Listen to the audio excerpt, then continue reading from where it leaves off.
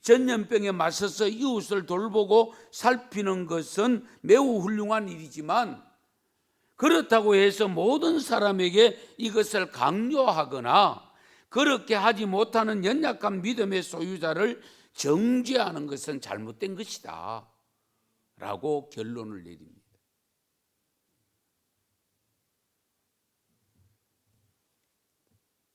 그래서 루터는 너무나 경솔하고 분별 없이 하나님을 시험하고 죽음과 흑사병에 대처하는 모든 수단을 무시하는 사람들에 대해서 반론을 제기합니다.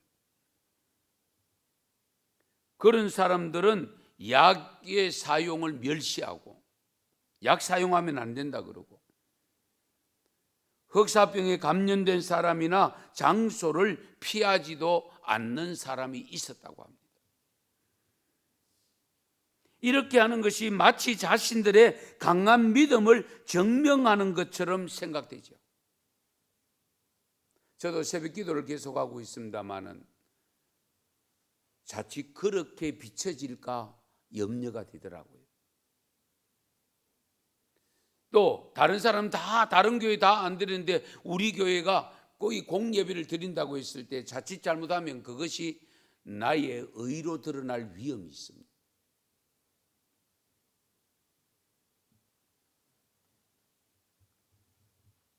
그래서 하나님께서 약을 만드셨고 우리에게 주셔서 그의 지식으로서 우리 몸을 지키고 보호하여 건강하게 살도록 하신 하나님의 뜻을 헤아리면서 병용해야 된다 하는 것을 우리 루터를 통해서 일러주고 있습니다.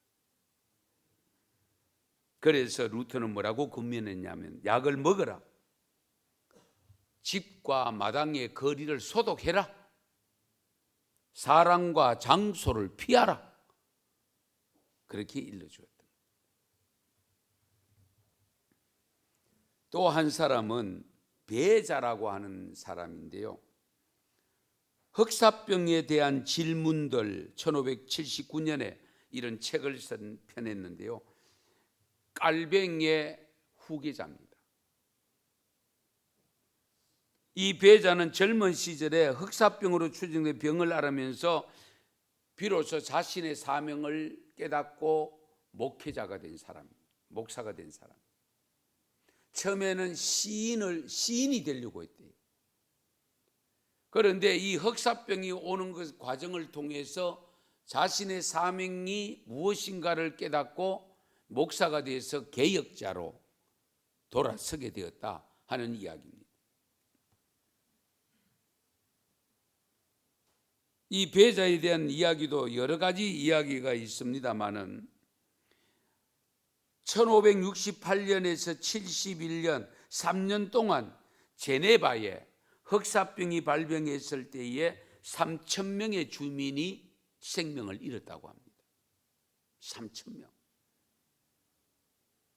그 당시에 제네바 시 인구의 4분의 1에 해당되는 인구라고 합니다. 그러면 결국은 12,000명밖에 안 됐다는 겁니다.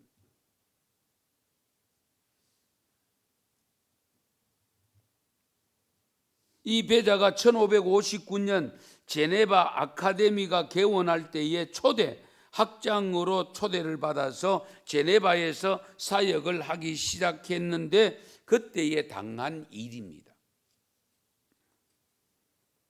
당시 제네바 시의회가 흑사병이 발병했을 때에 제네바의 목사들을 보호하기 위해서 외국인 목회자들을 고용하고 그런 방식으로 취하면서 제네바에 있는 훌륭한 목회자들은 피하라고 결의를 했대요, 의회에서. 그런데 당시에 제네바에 있던 목회자들이 시의회의 제안을 거부하고 자신들이 직접 성도들을 돌보아야 된다고 그 의무감을 가지고 돌보았다는 겁니다. 그래서 이 배자가 1579년에 흑사병에 대한 질문들이라는 책을 출판했는데 이 책을 저술한 것은 전염병이 창궐했던 그 상황에서 목회자가 직무를 올바르게 감당하도록 하고 그리스도인들에게 위로와 양심의 평화를 주고자 함이었다라는 것으로 적고 있습니다. 비록 흑사병이 하나님의 주권하에서 비롯된 것이라 할지라도 하나님이 허락하신 다른 수단, 즉 2차 원인을 통해서 치유할 수 있다면 배자는 치유를 받아야 된다라고 주장을 합니다.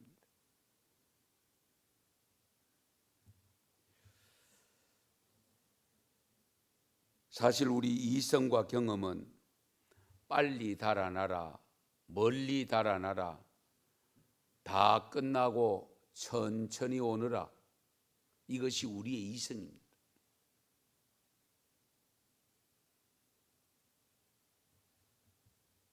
목사의 의무로 보자면 무조건 병자를 찾아야 됩니다. 그러나 공적인 직무를 생각한다면 자신을 지키는 것이 중요한 덕목이 된다. 이것을 제 경우를 말씀드릴게요. 저는 솔직히 개인적으로 공예배를 열고 싶었습니다. 계속. 그러나 만에 하나라도 누군가가 자기도 모르는 사이, 그렇잖아요. 확진됐다는 모르잖아요. 그리고 왔다가 갔는데 확진 판정을 받았을 때에 저는 괜찮다 할지라도 앉아서 같이 예배드린 성도들 중에서는 목사를 뭐라고 이야기하겠습니까? 지혜가 없는 목사, 고집이 센 목사, 자기 혼자 의인인 척하는 목사, 별의별 욕을 다 얻어먹어야 됩니다. 또 다른 사람에게 피해를 주게 되겠죠. 그렇잖아요. 제가 이 마음을 가졌기 때문에 오늘도 공식적으로 이 공예배를 드리지 않는다고 제가 말씀을 드린 겁니다.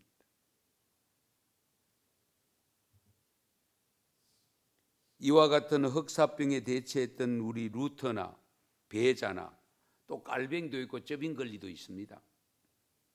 이것을 종합해서 볼 때에 지금 우리 신종 코로나 바이러스 사태를 맞이한 우리가 어떻게 해야 할지 되짚어 본다면 세 가지입니다. 첫째는 편견을 가진 혐오가 아니라 긍휼히 여기는 마음으로 연대하는 것이 우선입니다. 이 사태의 원인이 누구 때문이며 무엇 때문이며 하는 논쟁하거나 희생양을 만들 것이 아니라 어떻게 하면 이 사태를 극복하고 정말 아픔과 슬픔을 당한 사람들을 돌보고 그들을 부둥켜 안아서 일으킬 수 있는가 하는 데 전념을 해야 됩니다. 둘째로 우리가 죄인입니다라는 회개가 요청되어져야 된다는 겁니다. 우리의 끝이 없는 욕심, 식물이든 동물이든 모든 자연을 인간의 편익을 위해서 착취하려는 그 욕심이 이런 불행을 낳고 있다 하는 것을 우리는 깊이 인식하고 거기에 하나님을 경외하면서 우리에게 이 자연을 다스릴 권세를 주셨는데 우리가 잘못 다스려서 이런 바이러스가 발병하고 있다는 것을 생각하면 우리가 회개를 해야 된다. 그뿐만 아니고 우리의 신앙이 나태함과 게으름과 우리의 신앙이 변질되어서 세속화되는 부분들까지 회개해야 될 내용이 있으면 반드시 회개하는 곳으로 인도해야 된다. 그게 목사의 사명이라는 겁니다. 제가 23일 주일부터 말씀드렸죠. 다른 거 없습니다. 이거는 분명히 전염병을 하나님이 다스립니다. 다스리는 이유는 우리가 회개할 일이 있기 때문입니다. 그 회개할 일이 뭔가 하는 것은 우리 개인적으로 찾아야 되고 교계적으로 찾아야 되고 우리 민족 국가적으로 찾아야 됩니다. 특히 대구에서 왜 발생했는가? 이 대구가 우리 회개할 일이 뭔가 하는 것을 우리가 찾아야 된다. 그리고 세 번째는 일상의 감사를 회복해야 됩니다. 사람을 만나서 반갑게 악수하는 것이 얼마나 감사한 일이었던 거 우리가 미처 몰랐잖아요. 마주 앉아서 식사를 할 수 있다는 것이 얼마나 아름다운 일인가를 알기는 알아도 이만큼 절감할 수가 없었습니다. 그렇잖아요. 2m 이상 떨어지라고 하잖아요. 빵을 먹어도 마시고 끼고 있다가 먹고 또 닫고, 각 가정에 있으면서도 마스크를 끼고 말이 제대로 들리지 않아서 가까이 가야 되는데도 2m 이상 떨어지라고 했으니까, 이런 안타까운 모습 속에 일상생활이 부대끼면서 살고 있는 것이 얼마나 감사한 일인지, 이 감사를 회복해. 옆에 다닥다닥 붙어 앉아서 예배 드리는 거, 찬송 부르고 기도하는 거, 감사하셔야 돼요. 예. 성도 여러분, 당시 유대인들은 안식일을 지키는데 39가지 규정을 갖고 있었지만 우리 예수님께서 마가복음 2장 27절에 이렇게 말씀합니다. 또 이르시되 안식일이 사람을 위하여 있는 것이 아니요 사람이 안식일을 위하여 있는 안식일이 사람을 위하여 있는 것이요 사람이 안식일을 위하여 있는 것이 아니니라. 안식일이 우리를 위해서 있는 것이지 우리가 안식일을 위하여 있는 게 아니라는 거예요. 그만큼 자유로워야 된다 그 말씀입니다. 그러면서 우리 예수님께서 중요한 말씀을 또 하셨는데요, 마태복음 12장 7절 8절 좀 찾겠습니다. 마태복음 12장 7절 8절입니다.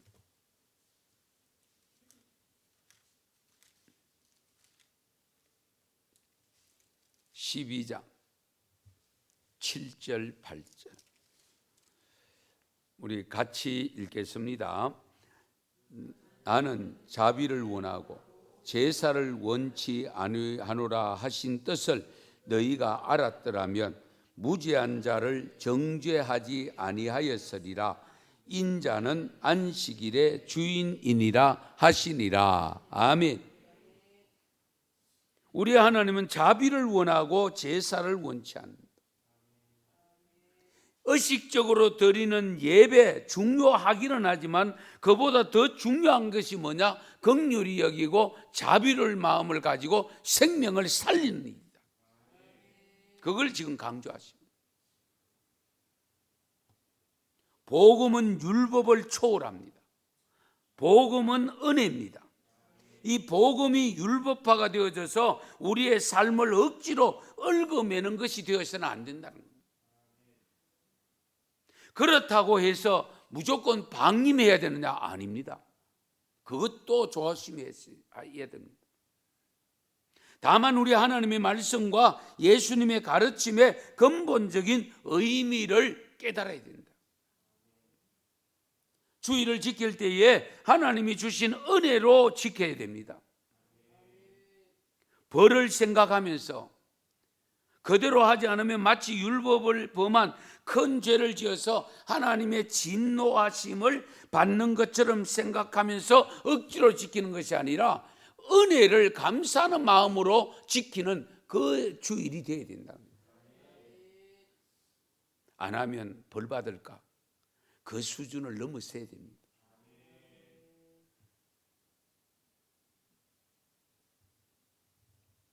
만약에 그 율법주의 얽매에 있으면 몇 번 해보니까 벌이 안 온다, 그러면 아예 태연스럽게 하게 됩니다. 그러나 우리가 은혜를 받았기 때문에 하는 일은 어떻게 되는? 늘 은혜를 느끼기 때문에 늘 하게 되는 거예요.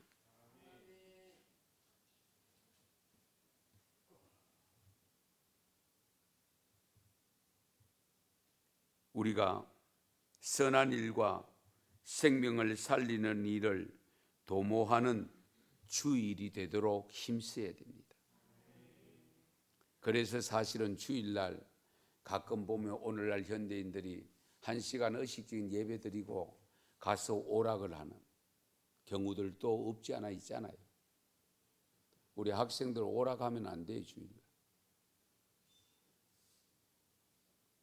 예배 1시간 드리고 가서 골프 치고 또 어디에 등산 가고 그런 것도 바람직하지는 않습니다. 예. 오히려 생명 살리는 전도지를 들고 나가 전도하고 병원에 신방하고 그렇지 않았습니까? 정말로 내 육신이 내일을 위해서 조금 쉬어주는 쉼을 갖는 이런 의식으로 우리가 지내야 되지, 그것을 그냥 쉬는 시간이라고 해서 내 마음대로 사용한다고 생각하면 안 됩니다. 율법과 복음 사이에 갈등이 빚어질 때는 항상 주님이 주신 말씀에서 해답을 찾아야 됩니다. 선한 일이냐 악한 일이냐, 하나님이 기뻐하실 일이냐 하나님이 싫어하시는 일이냐, 생명을 살리는 일이냐 죽이는 일이냐, 늘 거기에 판단 기준을 가지고 행동을 옮기면 죄를 덜 짓게 되어지고 하나님을 기쁘시게 하는 신앙이 될 줄로 믿습니다. 기도드리겠습니다. 하나님,